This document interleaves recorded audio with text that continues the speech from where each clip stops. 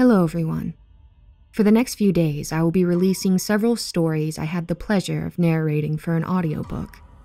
If you want to hear exclusive stories only found in the audiobook narrated by myself and the Dark Somnium, there are links in the description for the audiobook and a physical copy of the book that you can get for yourself.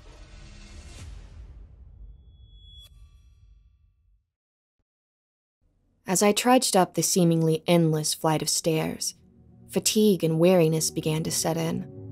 The count of each step had escaped me during the dreadful ascent, but I decided that there were approximately 46 steps from the parking lot to this particular floor of the apartment building, give or take. Despite considering myself reasonably fit on better days, the steep climb had left me winded and in need of a few deep breaths once I reached the top. Regaining my composure, my eyes darted along the walls, searching for the numbers that would indicate my arrival at Miss Halbujur's room. Halbujur, an unusual name, foreign no doubt. Initially, I had decided it was of German origin, but my general lack of knowledge left room for error on that particular theory. As I moved past the first door on the floor, I rubbed my weary eyes, trying to stifle the headache that had been building since yesterday. Yesterday had already drained me of most of my social charms, not to mention my desire to abide by the whims of others. However, I couldn't deny that those others had one crucial thing that I did not: money. Yesterday had been spent mowing the lawns of the well-to-dos of Yellow Ridge. The day before, I found myself babysitting a stranger's misbehaved brat while the rightful babysitter gratified her boyfriend God knows where. The day before that, I was either an assistant bingo manager at the soon-to-be dead retirement home, or a dog walker for a pack of crusty canines. Continuing my journey down the corridor, I steadied myself by resting my hand against the wall, the rough texture grounding me as I moved forward. With each step, I trailed my fingers along the distorted, uneven door digits, the most recent of which was 190. Not my desired destination, but at least it was getting me closer. The deformed digits aligning every dingy door were courtesy of Blue River Apartments. Despite its ideal location at the border of the wealth of Yellow Ridge and the tourist trap known as Old Downtown, the dilapidated building was a far cry from its wealthy surroundings. Nevertheless, I considered the Blue River to be a step up from the other places I had been asked to meet potential clients. Not unlike a moldy peach at the bottom of an apple tree, the peeling exterior and outdated architecture made the building stick out like a sore thumb compared to the success surrounding it. But compared to some of my other experiences, it was a luxurious option. Following an unpleasant encounter with an overly tissue-laden individual, I made a personal decision to only take on female clients in the future. It wasn't that I was defenseless. My father had invested in boxing lessons, and I always carried pepper spray in my back pocket. However, being a pragmatic person, I couldn't ignore the fact that I weighed the same as a large dog and wasn't much taller than one either.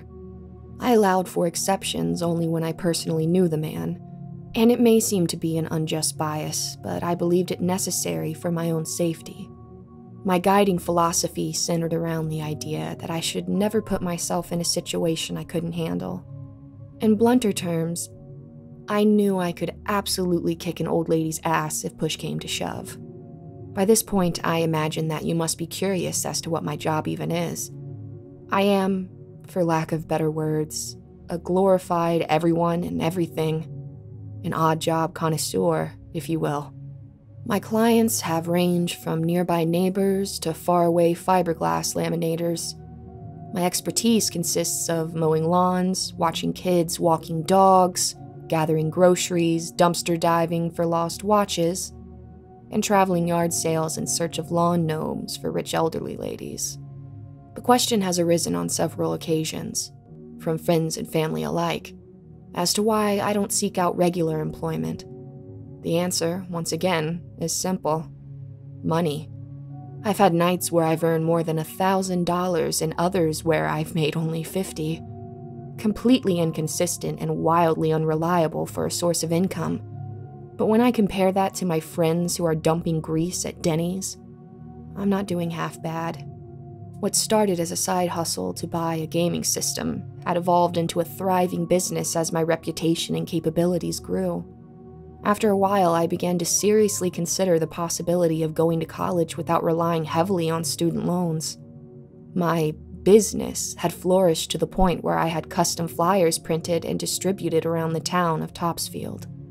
The flyer, featuring my burner phone number, boasts the slogan, "If you need something done, I can do it, within reason." My entrepreneurial spirit has earned me a modest level of recognition in the rural town, and, in turn, brought in more customers. My fingers glided across the monotonous numbers. 203, 204, 205. I assume this is how I came to the attention of Miss Halbujur. She reached out to me on my burner phone, the same night that the babysitting job drove me to almost tear out my hair. "Hello?" A soft voice cooed over the line. There was a hint of a southern accent in her tone as she introduced herself. "My name is Miss Halbujur. I happened across your flyer and was hoping I could purchase your assistance tomorrow. There's something that needs to be done, and I'm afraid I'm getting too old to do it myself." I tried to tell the old lady that I was already booked for tomorrow, but she wouldn't take no for an answer and insisted that I come see her the day after. Admittedly, I try to avoid working on Sundays, but the prospect of making a few $100s for a task that wouldn't take long made me agree to her request before I could even think of an excuse. Maybe I could have gotten more out of the deal if I hadn't agreed so quickly. With each confident stride, my middle-class Martin slapped against the concrete. Memories of a previous task I had completed for a single mother at this very complex flickered in my mind, leading me to expect a similar request from Miss Halbujur. Something routine, like grocery shopping or running errands. Despite her being very clear about how much she intended to pay, she had been quite vague about the task at hand. Miss Halbujur insisted on meeting me in person to determine my trustworthiness. Nothing I hadn't encountered before, especially in this line of work. 208, 209. At last, I had reached my destination. The golden code on the door, which probably lost its shine a decade before I was even born, proudly displayed the number 210. The 3 crooked numbers stood as a marker for Miss Halbujur's room, which was located in the center of the left side of the building. I rapped my knuckles on the door 3 times, the sound echoing through the corridor. With nothing else to do, I shoved my hand in my pocket and stared blankly at the door. Stare as I might, there was still no response. I had already figured that Miss Halbujur was a woman in the twilight years of life. It would make sense why it was taking her so long to answer the door, and also probably why she would need someone to fetch her groceries or whatever grunt task was to be expected. Leaning against the wall, I tried to distract myself from the never-ending wait by scanning the empty hallway for any signs of life. To my disappointment, not a single soul was in sight, denying me even a moment's respite.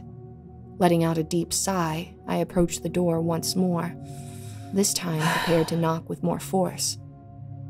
However, before my hand could connect with the wood, door 210 swung open abruptly, halted only by the chain on the other side. The sudden movement caught me off guard, causing me to take a step back. Peering through the narrow opening, I caught a glimpse of half the face of an elderly woman, her features partially obscured by the door. "Hello there," she greeted, her voice now smoother, the traces of her southern drawl less pronounced. "You must be Samantha. I'm delighted that you could make it." Her single visible eye, partially hidden by shadows, studied me intently, as if trying to determine if I was worthy of being welcome into her home. With a decisive motion, the door closed and then reopened, this time without the hindrance of the chain, revealing Miss Halbujur in her entirety. My attention was immediately drawn to the right side of her cheek, previously concealed by the door, which was marked with 4 deep gashes. As my gaze shifted downward, I noticed a cat lounging lazily by the old woman's feet. I couldn't help but feel a twinge of discomfort correlating the two things. I remembered years ago, the day I made the unfortunate mistake of trying to help a stray cat and wound up getting bitten. The memory of that night, where I cried myself to sleep to the rhythmic beating of my infected arm, was still vivid. Please, come on in, darling. Miss Halbujur stood aside, inviting me into her domain. "Thank you, ma'am," I said, crossing the threshold. As I stepped into Miss Halbujur's apartment, the stark contrast between its seemingly small exterior and the captivating interior within struck me immediately. The expression of judging a book by its cover fell short in describing what lay before me. Adorning the walls were exquisite oil paintings, each surpassing the richness of the last. The easternmost wall, notably, was dominated by an impressively wide bookcase, its shelves crammed with thick volumes, leaving no space unoccupied. My survey of the room revealed an array of items that held apparent historical value. Native American pottery and kachinas occupied their own displays, while a Victorian mirror reflected the entire room. A colossal record player sat silent and waiting, while an awe-inspiring suit of armor stood at attention. The richness of the decor quickly made me realize that Miss Halbujur was no ordinary granny. With a polite smile, the older woman closed the door behind us and led me out of the stunning living room. Not wanting to appear impolite, I followed her to the next room. As we entered the kitchen, I couldn't help but notice that while it was certainly nicer than what I expected from Blue River Apartments, it paled in comparison to the grandeur of the previous room. The cat also followed Miss Halbujur into the kitchen and hopped onto the table, likely in search of its food bowl. In the brighter lighting, I took a closer look at the eccentric elder and realized that there was much more to her than what first met the eye. Despite the injury on her face, Miss Halbujur appeared less wrinkled than one would have expected for someone her age. If I had to offer a guess, she was in her mid-60s, but her mischievous grin hinted at a youthful energy and quick wit. However, any notion of youthfulness vanished at the sight of her hair, which had been abandoned long ago and allowed to grow unrestrained, stretching and reaching down her back until it finally reached her hips. This was particularly impressive, given Miss Halbujur's noticeable hunch. The deformity so pronounced, it caused her head to be level with her shoulders. If there was any reason at all that required her to fetch assistance for certain tasks, I imagined that hunch to be the source. Miss Halbujur's attire was notably modest, which was in very stark contrast to the rest of the apartment. She chose to sport a comfortable-looking robe that flowed freely, but was luckily not yet thin enough to allow one to see through it. Could I get you something to drink? Miss Halbujur asked with a coy smile. With a shake of my head, I responded, "No, thank you. I'm actually ready to get started on the project." The elderly woman leaned on the counter and let out a deep sigh. Let me get you something to drink. I can't do things right unless I treat you like a proper guest. Can't avoid it, I'm afraid. I reluctantly agreed and watched as she poured me a glass of water from an ice-filled pitcher. It's calming to see you in person. I find it easier to deal with women than men, Miss Halbujur admitted as I took a seat at the table. "I'm glad you feel at ease, Miss Halbujur," I replied. She smiled and corrected me. You can drop the miss for now. I am your host, after all. Just call me Halbujur. It struck me as unusual that she preferred to be addressed by her surname in casual settings, but I didn't comment on it. Instead, I took a sip of the cool water and asked, "If you don't mind me asking, what kind of name is Halbujur?" She once again lifted the corners of her lips, but I couldn't help but feel that the smile didn't meet her eyes. It's not the name I was born with, and I can hardly recall what that was. All names should have meaning, a representation of oneself. Halbujur is the name I've given myself to prove that I am free. But what does it mean? I pressed. It signifies years of searching, she replied with a satisfied look on her face. Not wanting to push the issue, I took another long sip of water, enjoying its cool and refreshing taste. Halbujur's lips spread apart as she said, "I think I like you." Halbujur's sudden, wide, toothy grin of decayed teeth caught me off guard, and I had to suppress a cough as I nearly choked on my water. Swiftly, I averted my eyes to avoid upsetting her and managed to respond. Thank you." "I would like to offer you a job now, the one I called you about over the telephone," she said, her tongue running over her foul teeth. "It's a simple enough task, but one that I simply can't do on my own," she explained. "I would like you to replace my pet for me." Confusion furrowed my brow as I shifted my gaze towards the end of the table. The cat? I questioned silently. There it lay, curled up in a carefree manner, seemingly unfazed by my presence. It gazed at me with mild curiosity, as if observing my every move. The animal boasted a shiny black coat of fur, with 2 white patches marking its face above its golden eyes, giving it a unique look. Its size was equally remarkable, easily weighing no less than 12 pounds. I looked at Halbujur with a look of disbelief etched across my face. "What do you mean?" I asked. Halbujur leaned closer to me, and as she did, I couldn't help but notice the unpleasant odor coming from her. "That's exactly what I mean. I want you to get rid of it and get me a new one," she whispered. "You just want to get rid of it?" I asked in disbelief, taken aback by her request. Halbujur released a weary sigh and reclined back in her chair. "I've had this one for quite some time now. It's getting old and not moving around like she used to." The same could be said about you, I thought. "Not to mention last week, when I tried to feed her, she attacked me out of nowhere.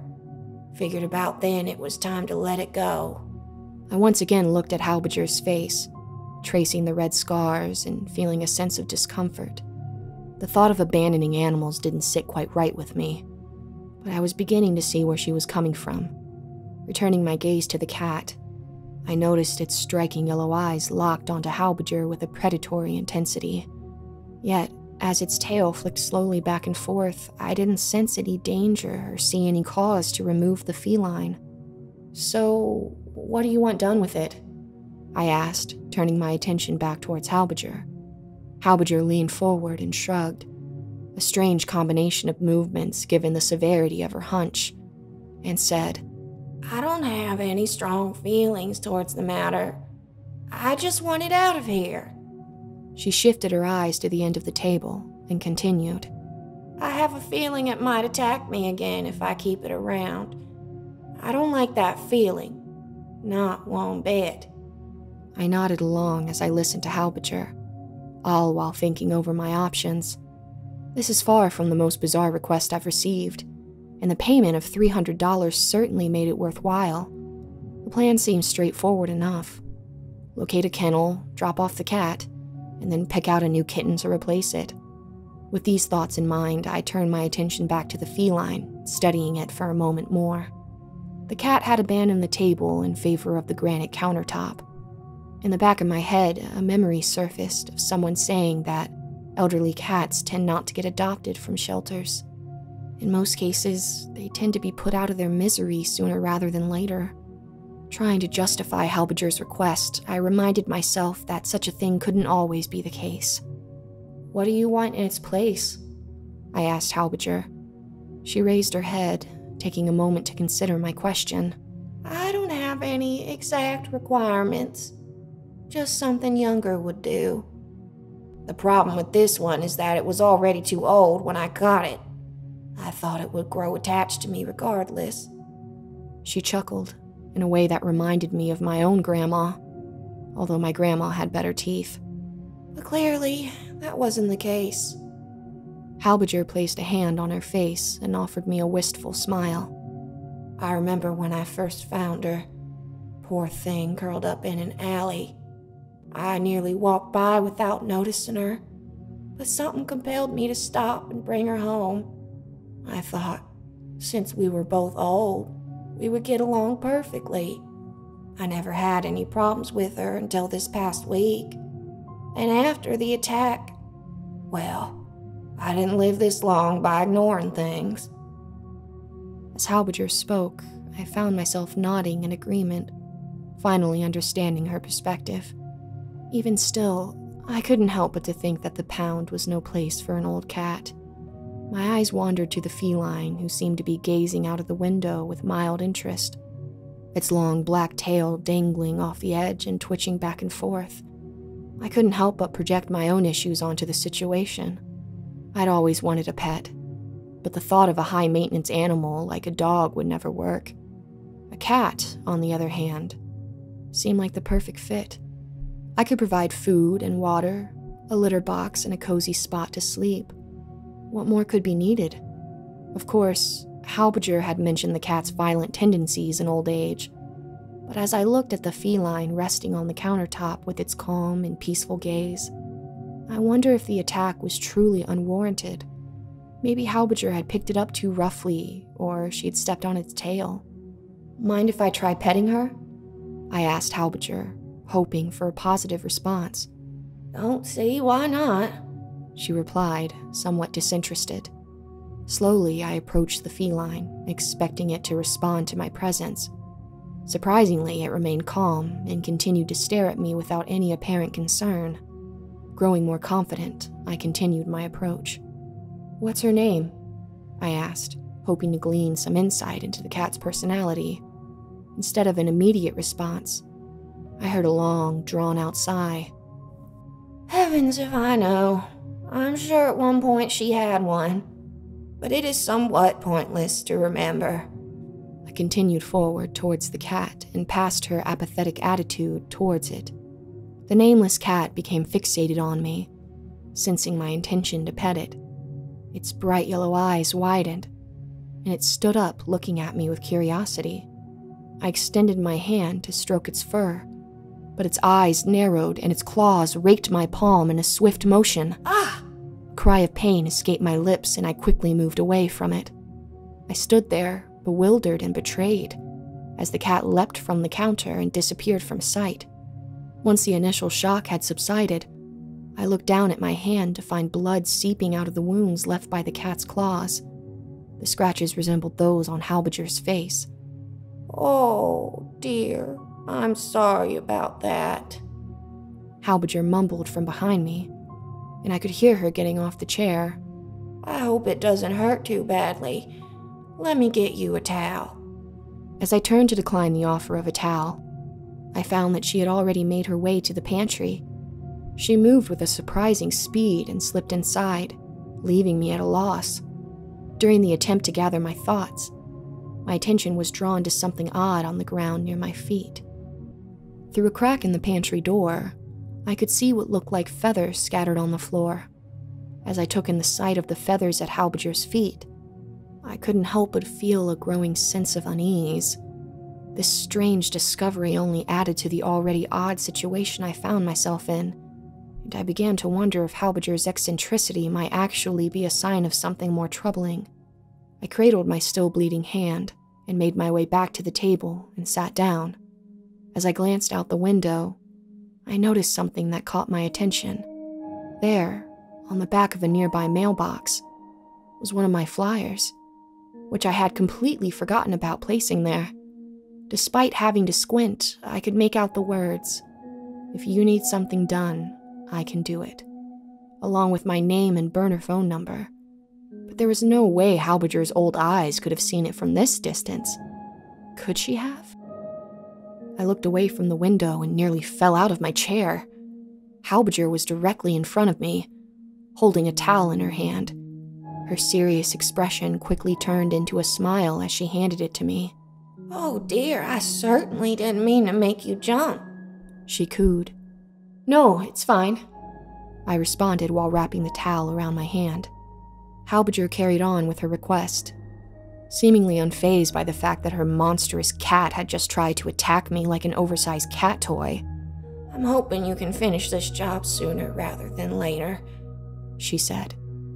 You see, I plan on moving soon, and I can only do so once you complete it. I raised an eyebrow in response, but I held my tongue. Halbujur circled the table slowly before sitting down again. So, will you accept $300 to assist me with my task? She finally asked. The strange nature of the whole situation had left me unsettled. My gut instinct was nagging me to decline and leave as soon as possible. But as I reasoned with myself to stop and think about the situation logically, what had really happened? The old lady had some feathers on her pantry floor. Her cat had scratched me, and she couldn't move until the cat was gone. Had anything truly unusual occurred? Not to the extent that would justify me passing up on an easy cash offer. Besides, completing the task wouldn't take long, and most of it would be done outside of this gloomy apartment. "Sure, Halbujur, I'll help you out," I said as I stood up and extended my hand, only to quickly remember that it was covered in blood. Do you have a kennel, or—" I started to ask, but quickly stopped myself mid-sentence. Halbujur's wide grin stretched unnaturally from ear to ear, revealing her decaying teeth. Her eyes displayed a type of sadness that I couldn't quite understand. I instinctively took a step back and reached for the pepper spray in my back pocket, while out of the corner of my eye, I saw the cat scurrying back into the kitchen. At this moment, I am your employer. You may refer to me as Miss Halbujur, as it is appropriate for you to do so. The old hag hissed, and I instinctively took another step back, not daring to take my eyes off of the ghoul before me. I planned to make a run for the door as soon as I got back into the living room, but before I could do so, Miss Halbujur turned away from me and towards the granite counter.